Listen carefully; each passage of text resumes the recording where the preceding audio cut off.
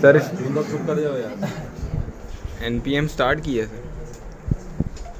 तो last time आपको याद हो हमने ये कंपोनेंट्स का फोल्डर बनाया था। अभी स्क्रीन के तो कुछ नहीं किया था, फिलहाल मैं बड़ा डिलीट कर बड़ा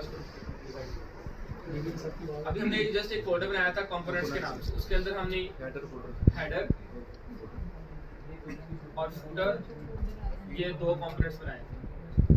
हेडर कंपोनेंट्स के अंदर हमने क्या लिखा था,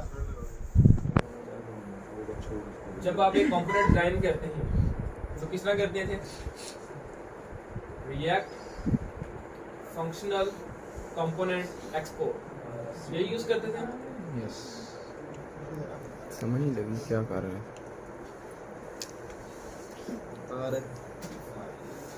थोड़ा सा जूम नया कर।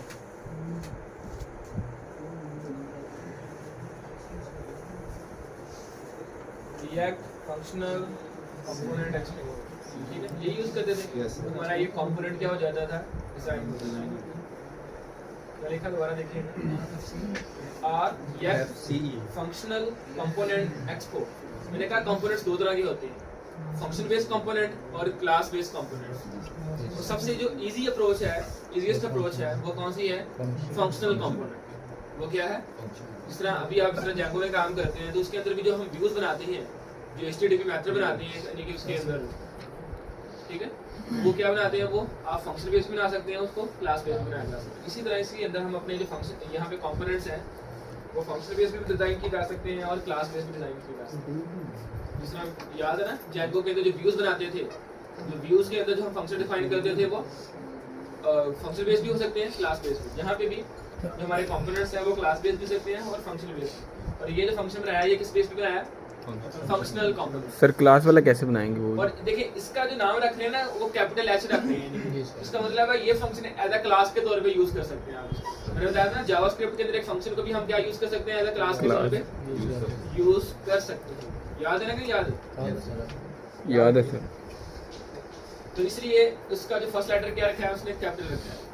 नहीं तो हम जब भी फंक्शन बनाते हैं उसका फर्स्ट लेटर क्या होता है, स्मॉल होता है। सर क्लास के तौर पे यूज करेंगे तो तभी हम रिटर्न की कमांड यूज करेंगे। हाँ कर सकते हैं। ये देखिएगा, अगर आप देखें ना क्लास वाला बना दें। अगर आप एक फंक्शन बनाते हैं तो लिखते हैं फंक्शन लाइक डेटा, तो ये एक आपकी क्लास बन सकती है। इसके अंदर आप डिफाइन करते हैं like this, like name is equal to name, तो ये क्या बन गई, क्लास बन जाती है। क्या बन जाती है, ये क्लास।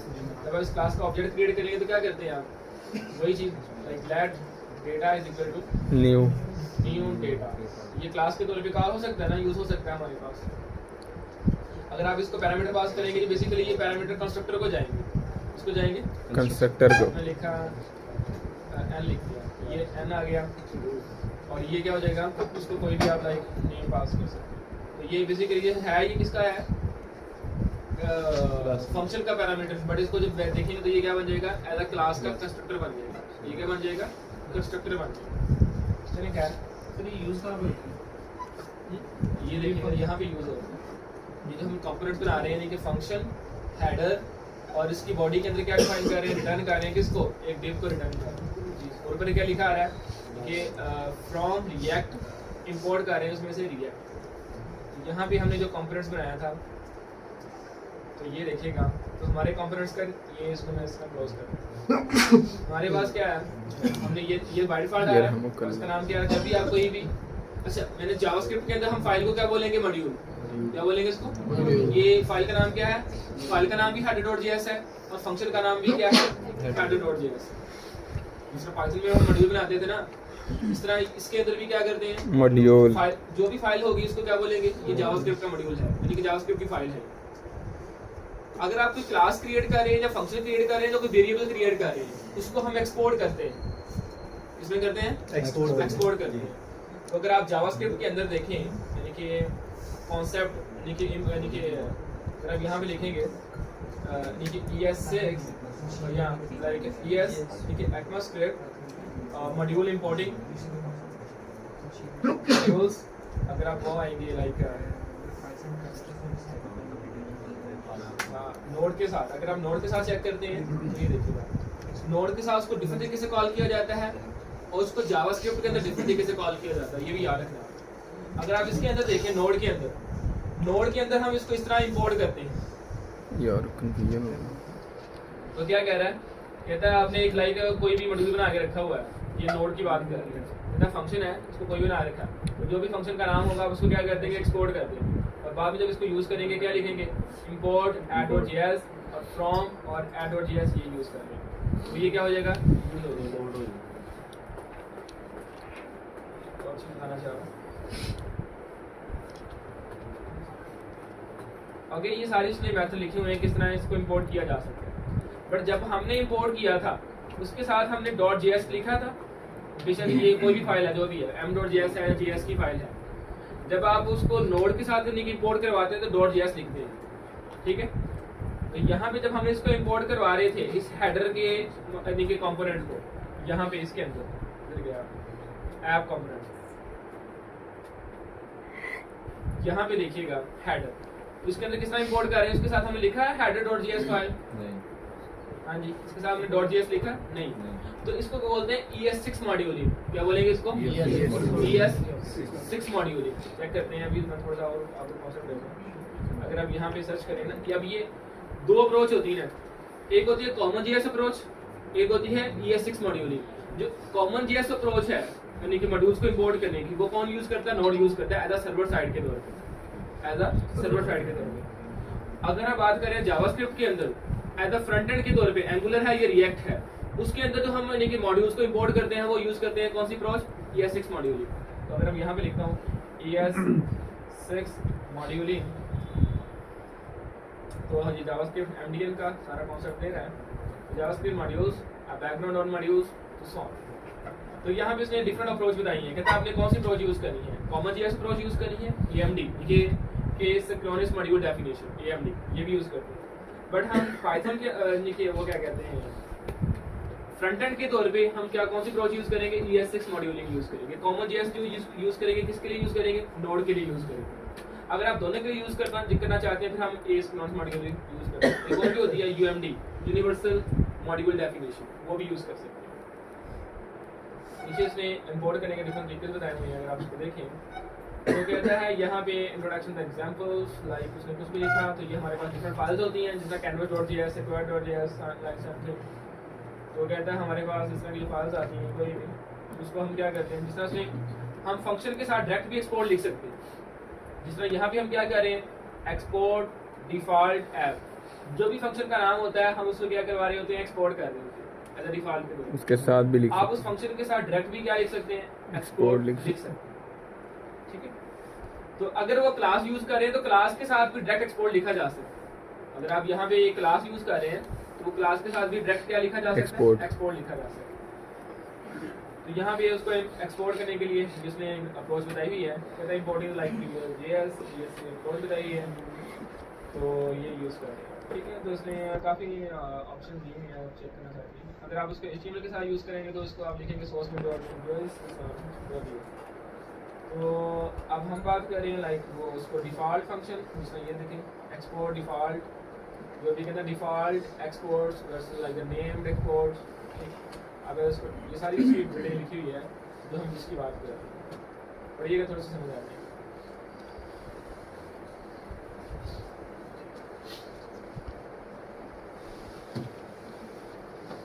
ये तो यहाँ से भी पढ़ सकते हैं javascript.info।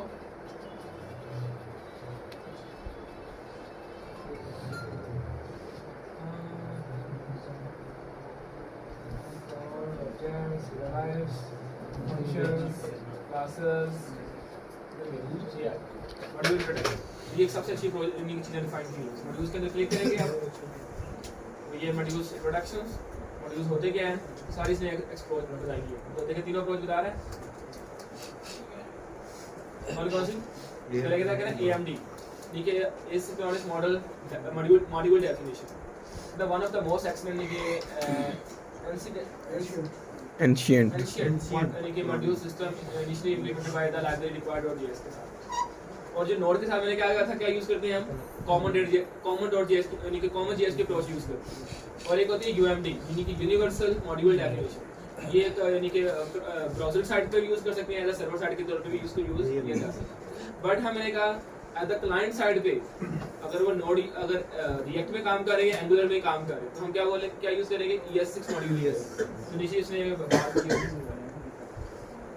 जिस तरह ये सारी चीज़ें बता रहा है, ठीक है। तो सारे इसने मल्टीपल मेथड बताएंगे उसको एक्सपोर्ट करना, आप इसको रिकॉर्ड कर सकते हैं।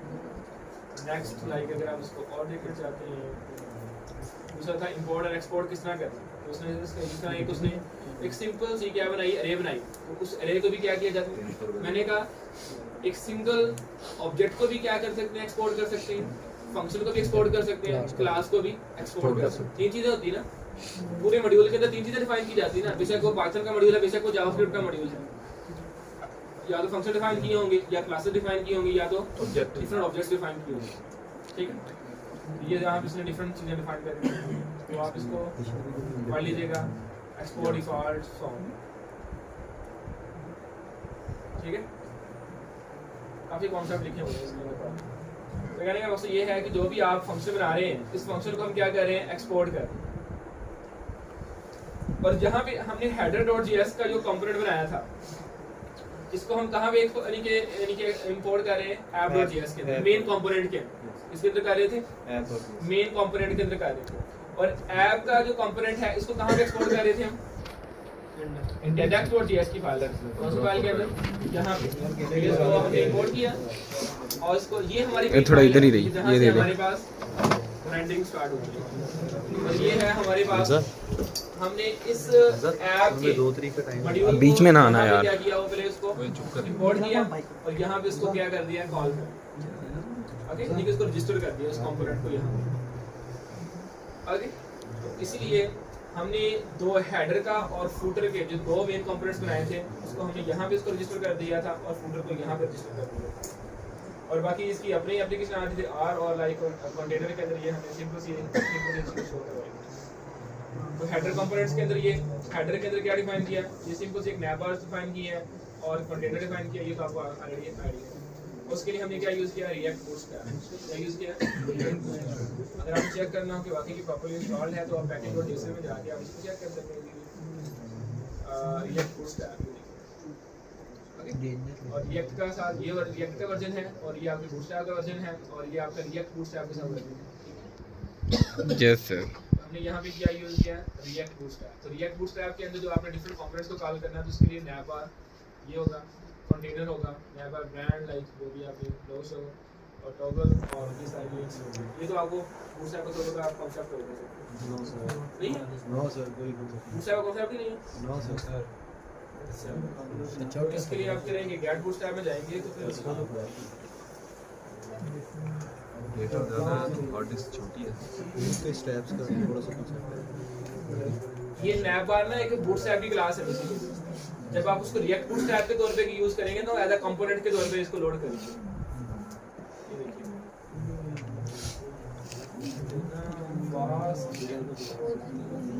लगी वो वायर लगी हुई है,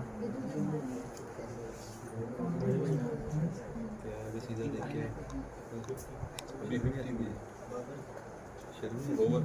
ये मैं दिखाता हूँ। अगर हम यहाँ पे लिखते हैं ये देखिए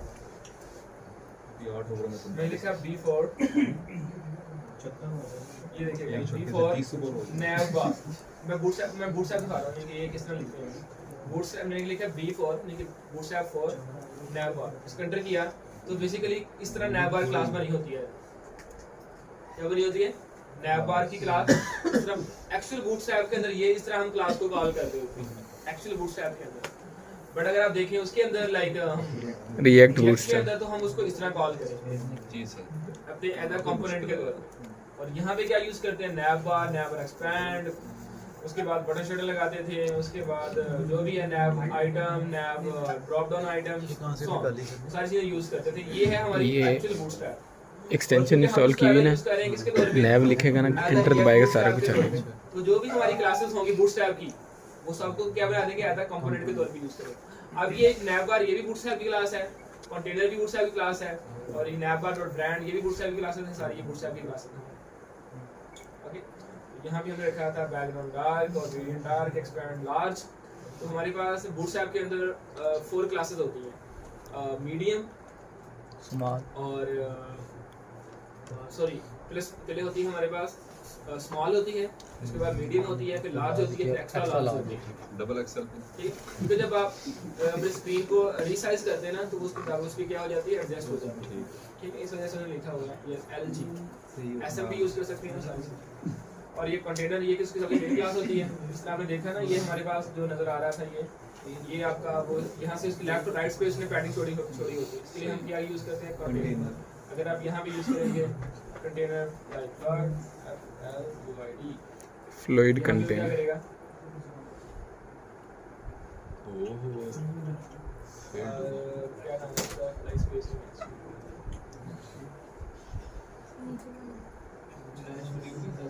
चेक किया बूटस्ट्रैप के अंदर जब आप रिएक्ट बूटस्ट्रैप में जाते हैं, react bootstrap fluid container react bootstrap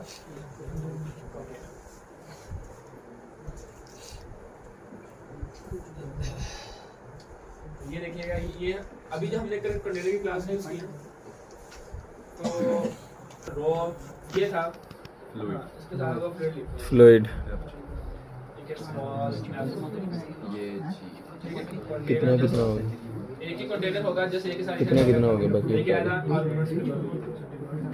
अब यहाँ पे यूज करेंगे तो ये स्टार्टिंग पे आ गया, ठीक है।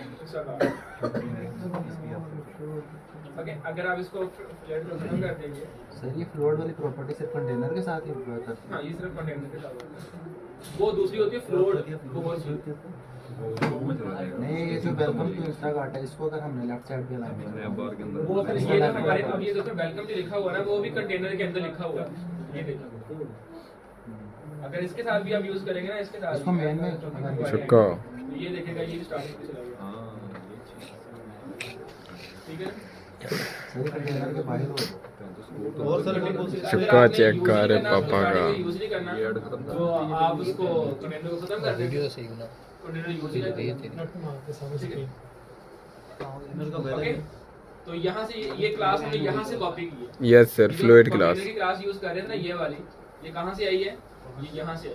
ओके, ये रिएक्ट बूटस्ट्रैप की बजाय आप सीखने के प्योर बूटस्ट्रैप को सीखने की बजाय क्योंकि आप रिएक्ट कर रहे हैं तो रिएक्ट के साथ रिएक्ट बूटस्ट्रैप को सीखिए, वो ये ज़्यादा सही अच्छा है सीखने कहाँ से ठीक है। तो ये इनके ऑफिशियल वेबसाइट अभी हमने यूज किया है किसको, कंटेनर की क्लास को यूज किया, तो ये कंटेनर था। उसके बाद ये नैपर ब्रांड, उसके बाद अगर आप नैपर को देखना चाहते हैं कंपोनेंट्स में जाएंगे तो देखिएगा कंपोनेंट्स में जाएंगे तो कंपोनेंट्स में ये देखें सारी नैपर की क्लासेस बनी हुई हैं, हमें यूज करने की जरूरत नहीं है। नैपर ये देखें नैपर और यहाँ पे ये सारी हमको लिखना है चीज, इस कोड को कॉपी करिए और यूज करें, बस पता होना चाहिए कौन सी क्लास क्या कर रही है, ठीक है। तो आज हम फिर आगे फर्दर इसको वही move मुंह करते हैं। टूट गया उसका हाँ ये तो थे जो ओए। चीजें प्रीवियस पढ़ी थी वो खून निकल रहा है आज हम कुछ प्रोडक्ट्स ऐड करते हैं नीचे यहाँ पर, ओए चुप कर जो देखो क्या करते उधर हैं प्रोडक्ट्स ऐड करते हैं, यस सर इसको नाम दे देते हैं हम ये app.js के अंदर हम ले देते हैं इसको क्या कहते हैं लेटेस्ट प्रोडक्ट। ओए कमर पे लगती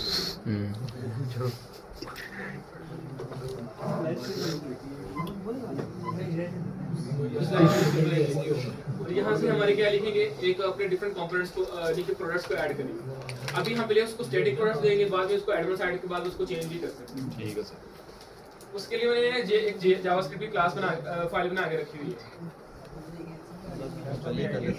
इंस्टाकार्ट, तो मैंने एक ना यहाँ पे products.js की फाइल बना के रखी हुई है क्या जेसन टाइप की लाइक ओए बारिश हो रही जो है भी हमने प्रोडक्ट्स यूज करनी है उसके बारे में कुछ हमने इन्फॉर्मेशन बना के रखी है। हमने लिखा कॉन्स्ट सभी ये पूरी एक अरे बना ये क्या बनाएंगे अरे बनाएंगे क्या बनाएंगे ये अरे बनाएंगे, याद है ना हमने काम किया था अरे के अंदर। आप ये अरे के अंदर